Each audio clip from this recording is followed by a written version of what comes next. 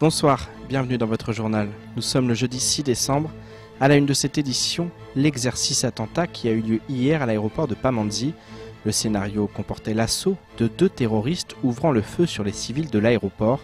S'ensuivait la prise d'otage d'un membre du personnel, puis l'intervention des autorités compétentes et des services de secours. Un exercice en temps réel destiné à évaluer puis rendre compte des capacités de réponse des différents services. Un débrief a en effet été organisé à l'issue de l'exercice. Compte rendu signé Marion Tellier.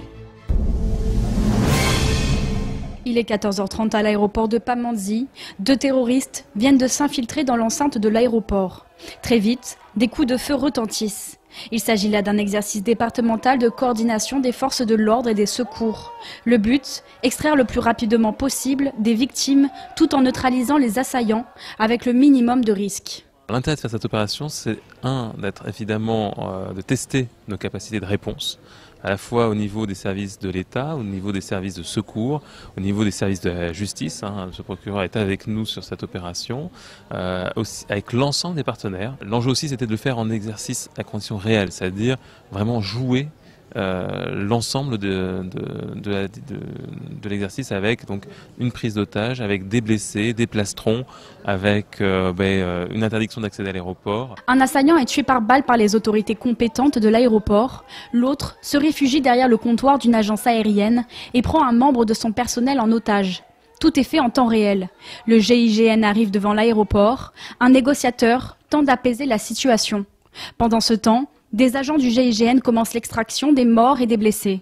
Ils les amènent au poste médical à l'autre bout de l'aéroport. On est dans la partie à l'entrée nord de l'aéroport et les victimes sont acheminées. On a un PMA poste médical avancé à Pamandzi 5. Pour les victimes moins graves, disons les blessés relatifs et les victimes indemnes.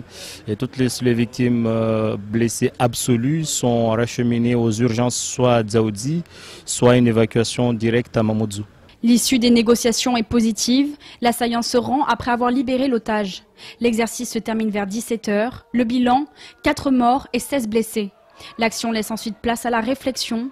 Un débrief est organisé entre les différents services investis dans cet exercice. Au lendemain de l'exercice, le débrief a pu être détaillé ce matin par le directeur de cabinet du préfet. Étienne Guillet a ainsi fait part de sa satisfaction que tous les acteurs aient joué le jeu. Et si tout n'a pas été parfait, cet exercice grandeur nature a permis aux différents maillons de la chaîne d'intervention de se roder au cas où un tel événement se produirait sur le territoire. Car si Mayotte est éloignée de la métropole, aucun territoire français n'est à l'abri du risque terroriste. Écoutons plutôt Étienne Guillet qui fait le bilan de cet attentat fictif.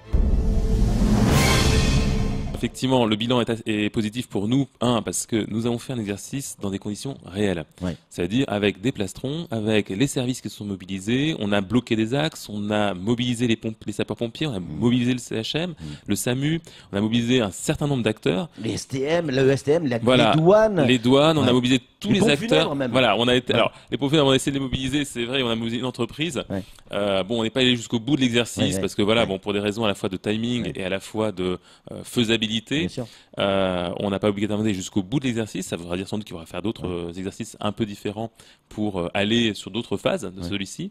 Mais oui, c'est l'intérêt, c'est de voir la logique de comment se développe un exercice en termes de temps, parce qu'on avait fait un exercice Cyclonex en début d'année dernière, qui avait duré 2 jours et demi, où là on était sur une cinétique d'exercice qui était assez longue. Là, aujourd'hui, hier, nous étions sur un exercice à cinétique hyper rapide, puisque le terroriste, du moment où il a commencé à tirer, tout automatiquement la chaîne d'ordre et la chaîne de commandement doit se mettre tout de suite en place. Au mois d'octobre dernier, Anjouan a été le théâtre d'une révolte armée qui a plongé l'île Étoile dans le chaos. Depuis, le calme est revenu, mais les tensions politiques restent toujours aussi fortes à quelques mois d'une élection présidentielle de tous les dangers. En attendant, les arrestations politiques se poursuivent et nombreux sont ceux à qualifier le régime du président Azali de dictature. Ce matin, nous recevions sur notre plateau l'un des leaders de l'opposition, réfugié à Mayotte depuis plusieurs semaines. Ce dernier est revenu sur la situation politique au sein du pays voisin, mais également sur le statut de Mayotte française. Au montage, Leslie Vimenet. L'union des Comores vit une nouvelle période de troubles politiques. Il y a quelques semaines, en juin, on a fait les frais avec une insurrection qui a plongé la capitale dans le chaos. Avant cela, plusieurs manifestations avaient donné lieu à des violences, comme en témoigne cet ancien candidat à l'élection présidentielle de 2016. J'ai été victime le 22 juin, oui. C'était un vendredi. Oui. Nous étions en manifestation publique, les forces de l'ordre se sont intervenues et ils m'ont cassé le bras. J'ai eu 2 fractures au bras et une fracture au genou. Donc, nous vivons une situation, je dirais, de dictature. Oula, vous y allez dur là. Oui, c'est une dictature qui s'est instaurée aux Comores depuis 2016. C'est un recul que nous déplorons, que nous condamnons. Et c'est la raison pour laquelle nous, partis de l'opposition, nous nous battons pour que on instaure cette démocratie que nous avions retrouvée il y a une bonne quinzaine d'années. Selon ce leader de l'opposition réfugié à Mayotte, le gouvernement en place conduit la nation vers un régime autoritaire qui déstabilise un pays qui peine à trouver le chemin du développement.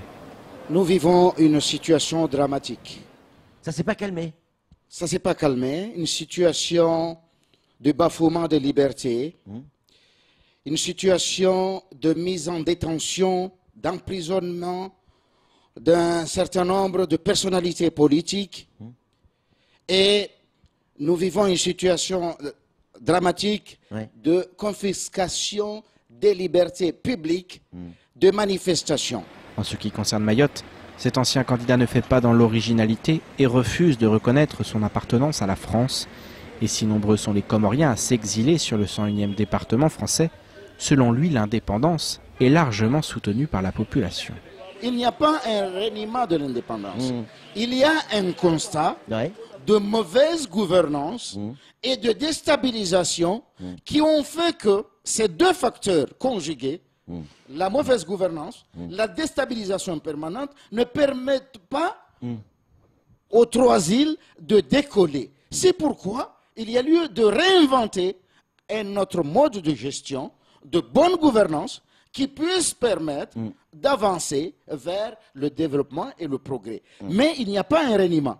La réalité, c'est que nous avons connu un certain nombre de déstabilisations par des mercenaires, par des coups d'État, et des coups d'État qui continuent jusqu'à maintenant, et qui ont fait que l'essentiel, on le laisse de côté. L'essentiel, c'est quoi? C'est une bonne gouvernance, c'est une démocratie participative, c'est une mise en chantier de projets qui puissent permettre de faire développer les Comores. Dans quelques mois, de nouvelles élections sous haute tension seront organisées au sein du pays voisin. Mayotte sera comme toujours au cœur des débats, malgré son statut de département français. Preuve s'il en est qu'aux Comores, les gouvernements se succèdent, mais les choses n'évoluent pas. Je vous propose maintenant de faire le tour du reste de l'actualité locale de ce jeudi 6 décembre. Par arrêté de la DEAL, il est désormais interdit à tout véhicule de tourner à gauche à la sortie de la barge quai Issouf Ali, s'arrêter et stationner le long du boulevard des Crabes entre le parking Issouf Ali et le carrefour à sens giratoire du Four à Chaud dans la commune de Dzaoudzi-l'Abattoir. Cet arrêté réglemente aussi bien la circulation que les stationnements sur le secteur du boulevard des Crabes et de la barge. Ainsi, lorsque les véhicules sortent des parkings, de la gare maritime ou tout simplement de la barge, ils ont désormais l'obligation de tourner à droite et de remonter jusqu'à la place de France pour prendre le rond-point et repartir dans le sens du Four à Chaud. La mesure a du mal à passer du côté des petits terriens. Il est notamment possible de lire sur les réseaux sociaux, je cite, « Voilà une mesure qui est hâtivement mise en place sans réfléchir aux conséquences sur les travailleurs et l'impact sur leur pouvoir d'achat. Comment en effet imaginer qu'un travailleur hésite entre mal stationner et avoir coûte que coûte sa barge pour ne pas risquer de perdre son emploi ?» L'Agence française de développement a décidé d'octroyer 160 000 € à la CCI dans la conception et la mise en œuvre de ses politiques publiques. L'agence précise que malgré son statut de département permettant à Mayotte d'évoluer dans un environnement économique et social protecteur, le processus d'internationalisation des entreprises mahoraises affiche un potentiel moins manifeste que dans d'autres contextes et que l'île est très sensible à l'impact du marché extérieur, comme le démontre entre autres le déficit de sa balance commerciale. L'île est de surcroît particulièrement touchée par le chômage, 26% de la population active, et par l'informalité, 2/3 des entreprises sont informelles. Par ailleurs, Mayotte est marquée par un développement économique limité, puisque le PIB par habitant demeure 4 fois plus faible que celui de la France métropolitaine et ne représente que 41% de celui de la Réunion. Grâce à ce financement, la CCI sera prochainement en mesure d'apporter une offre de services et un accompagnement en adéquation aux initiatives et structures économiques locales. Il y a quelques jours, Corsair a annoncé qu'elle suspendait ses vols entre Mayotte et la capitale française. Il faut dire que la compagnie aérienne française Corsair International fait actuellement l'objet d'un projet de rachat par le groupe allemand Intro Aviation, allié au fonds d'investissement américain Crestline. Le projet a été présenté en octobre et des garanties auraient été faites sur le maintien de l'emploi et des conventions collectives avec un plan d'investissement dans la flotte qui serait à terme composé uniquement d'Airbus A330 Neo. Le groupe TUI qui possède Corsair devrait se prononcer le mois prochain sur la vente de la compagnie, mais les deux parties ont déjà signé un put option autorisant l'opération. Cependant, selon certaines sources, rien n'est encore acté définitivement puisque TUI pourrait de nouveau décider de conserver Corsair, comme ce fut le cas en mars 2015, alors que le groupe Dubreuil s'était positionné pour le rachat. On termine cette édition avec le grand cadi de Mayotte. Nourdine Bakar se retire de ses fonctions après 28 années au service de la société mahoraise. Après avoir cultivé la terre puis exercé le métier de tailleur, il s'est consacré à l'islam et la médiation des conflits du quotidien en endossant la responsabilité de cadi. Devenu grand cadi en 2014, il n'aura eu de cesse de représenter les valeurs de l'islam et de permettre l'harmonie avec l'État laïque. Dominique Saurin organisait ce matin une cérémonie en son honneur. Un sujet signé Marion Tellier et Daniel Nderagakoura. Il est l'un des hommes les plus influents de Mayotte, une influence qu'il a depuis 27 années mise à profit de la société mahoraise, d'abord en tant que cadi, puis en tant que grand cadi à partir de 2014. Nourdine Bakar laisse aujourd'hui l'exercice de ses fonctions à son successeur, un départ en retraite à l'occasion duquel Dominique Saurin organisait ce matin une cérémonie hommage.